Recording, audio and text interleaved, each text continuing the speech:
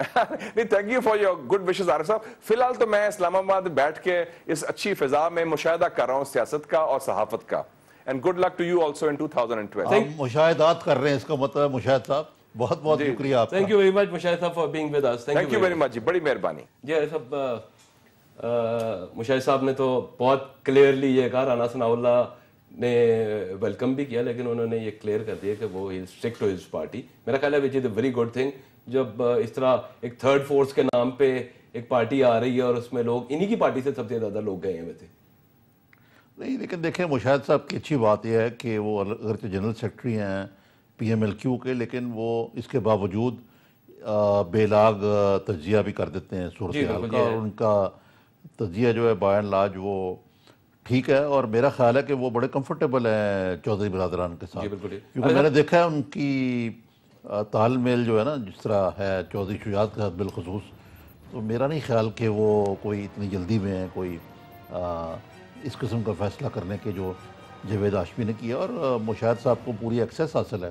جاوید ہاشمی والا مسئلہ نہیں کہ 4 سال میں 2 دفعہ ملاقات ہوئی. بالکل یہ ہے ادھر اپنی پارٹی میں ان کی پوزیشن جو ہے وہ بالکل ڈفرینٹ ہے کمپیئر ٹو جاوید ہاشمی. بات کرتے ہیں کچھ اور موضوعات بھی ہیں، لیکن ناظرین یہاں پہ لیں گے ہم ایک بریک. ہمارے ساتھ رہیے. اتنا آسان نہیں ہے یہ جو صوبوں والی، پھر وہ بہاولپور کا بھی ایک مسئلہ بیچ میں آ جاتا ہے.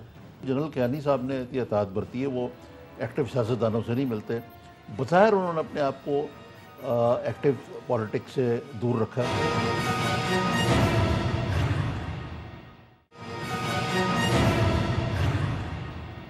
رانا ثناء اللہ صاحب تو آپ کو ویلکم کر رہے ہیں مسلم لیگ نون میں. ہم کیا آپ کو ایڈوانس مبارکباد دیں؟ عمران خان فیکٹر کی وجہ سے یہ سارا کچھ یہ چینج اوور ہو رہا ہے کہ سب لوگ میں پھرتی آ گئی ہے. جی ویلکم بیک ناظرین. ہم اپنی گفتگو کا سلسلہ آگے بڑھاتے ہیں. یار سب اور بہت سارے ایشوز آ رہے. ابھی جو کور کمیٹی کی میٹنگ کے بعد ایک جو ایلائز کے ساتھ میٹنگ ہوئی صدر آصف علی زرداری کی اور وزیر اعظم کی، اس میں وہ جو نئے صوبوں کا ایشو چل رہا ہے، ایک طرف سرائیکی پروونس کی بات ہو رہی ہے، ایم کیو ایم جو ہے وہ ہزارہ پروونس کی بات کر رہی ہے، اے این پی نے اس کے اوپر ایک پوزیشن لی اور جو ظاہر ہے ان کی ایک ہسٹوریکل پوزیشن ہے وہ لی. تو کیا مطلب یہ کولیشن کے اندر ایک یہ خامخواہ ایک ایشو کریٹ کر دیا گیا؟ شوشہ جو ہے یہ دوبارہ تو یوسف گیلانی صاحب نے چھوڑا سرائیکی پروونس کا. اب مسئلہ یہ ہے کہ یہ سارے جو معاملات ہیں یہ سب کا تعلق جو ہے یہ جنرل الیکشن سے، جی اس لیے یہ پوسچرنگ ہو رہی ہے. ایم کیو ایم جو ہے وہ ہزارہ کی اس لیے حمایت کر رہی ہے کہ وہ الٹیمیٹ اس کا ایم کراچی کا صوبہ ہے. جی تو یہ سارے معاملات جو ہیں یہ بڑے سوچ سمجھ کے اور اے این پی کو تنگ بھی کر رہا ہے نا جی، تنگ کر رہے ہیں اے پی این پی کو. لیکن جیسے رضا ربانی صاحب نے بڑی ٹیکنیکلی صحیح بات کی 80th امینڈمنٹ کے وہ مدار المہام ہیں جی کہ جناب پہلے تو آپ یہ صوبے سے لائیں مسئلہ. صوبوں میں ایک ریزولوشن پاس ہو، وہاں سے آپ ادھر لے کے آئیں جو پراپر طریقہ ہے. تو ابھی تو میرے خیال سے یہ زیادہ سیاست گری ہے. تو صاحب پھر اے این پی کو میرا خیال ہے اس کو اس طریقے سے ایک لڑائی جھگڑا کرنے کے، وہ مطلب اے این پی اور پیپلز پارٹی کی وہاں پہ میجورٹی ہے، وہاں سے تو یہ چیز جو ہے اس قسم کا کوئی ریزولوشن پاس ہونے کے چانسز ہی نہیں ہیں. نہیں کچھ بھی نہیں ہے، یہ ایسے ہی ٹھس ہو جائے گا معاملہ. میرا خیال ہے کہ کوئی سوائے سرائیکی صوبے کے وہ بھی پھر پنجاب کو اسمبلی سے لانا پڑے گا آپ کو. تو اتنا آسان نہیں ہے یہ جو صوبوں والی. پھر وہ بہاولپور کا بھی ایک مسئلہ بیچ میں آ جاتا ہے. تو پھر بلوچستان میں بھی ایک شوشہ چھوڑا جا سکتا ہے جناب کہ ایک پختون صوبہ وہاں ہونا چاہیے، ایک بلوچ صوبہ ہونا چاہیے. کو پوٹوہار صوبے کی بھی بات کرتے ہیں. تو ایڈمنسٹریٹیولی جیسے نواز شریف صاحب نے صحیح بات کہی ہے کہ ایڈمنسٹریٹیولی صوبے بنانے میں کوئی حرج نہیں ہے، لیکن وہ دوسرے طریقے سے شاید یہ مشکل ہو، اور آئین کے تقاضوں کو پورا کر کے بنانا شاید اور بھی مشکل ہو. جی بالکل. اچھا ذرا تھوڑی سی اور بات کر لیں. آپ نے مشرف صاحب کا انٹرویو کیا پچھلے ہفتے اسی زیر بحث پروگرام میں. مشرف صاحب تشریف لا رہے ہیں. 29 جنوری غالباً ان کا کوئی ٹکٹ شکٹ بھی انہوں نے اپنا کٹوا لی ہے. تو ادھر سے آصف زرداری صاحب نے کل یہ کہہ دیا کہ ان کے خلاف کیس نہ چلانا جو تھا اس کا فیصلہ اس لیے کیا گیا کہ شاید فوج اس سے ڈیمورلائز ہوتی. دیکھیے سرمد صاحب یہ ایک عجیب ستم ظریفی ہے پاکستان میں کہ یعنی جو طالع ازما جرنیل ہیں ان کے خلاف کوئی کارروائی نہیں ہو سکتی. یحییٰ خان جو ہے آدھا ملک توڑ دیا وہ اپنے گھر میں ان کا انتقال ہوا. نیازی جو کہ ولن تھا اس کا بھی آپ دیکھ لیں. اب بیگ صاحب بھی میں کسی چینل پہ دیکھ رہا تھا, وہ فرما رہے تھے کہ اس حکومت کا خاتمہ ضروری ہے ملک کو بچانے کے لیے.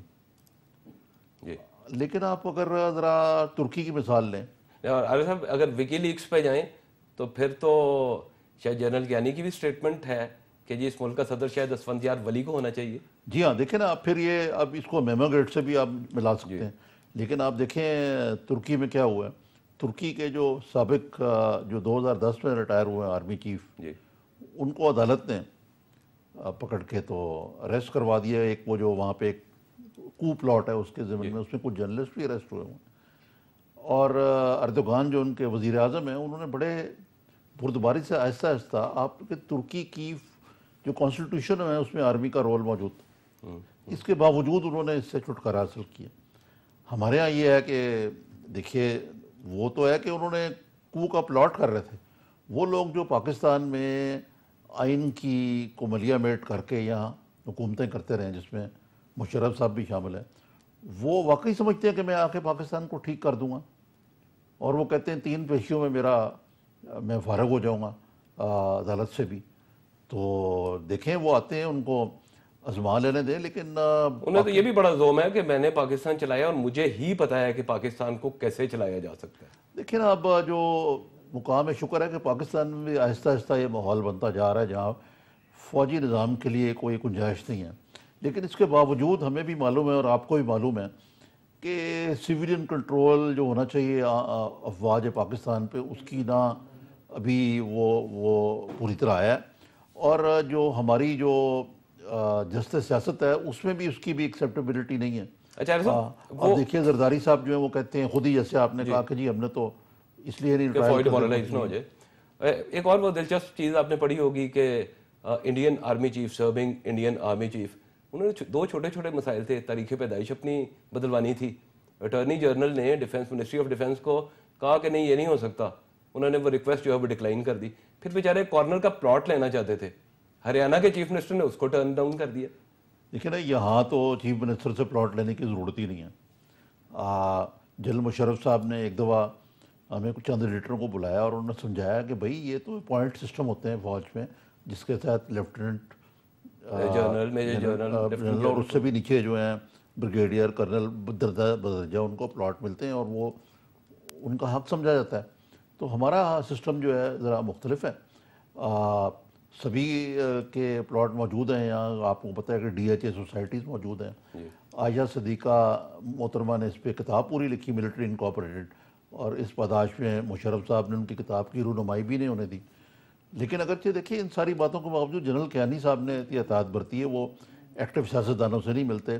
بظاہر انہوں نے اپنے آپ کو ایکٹیو پالیٹکس سے دور رکھا ہے, اور نہ ہی وہ کو کرنے کا ارادہ رکھتے ہیں, اور نہ ہی ایسا لگتا ہے کہ پاکستان میں ماحول ہے.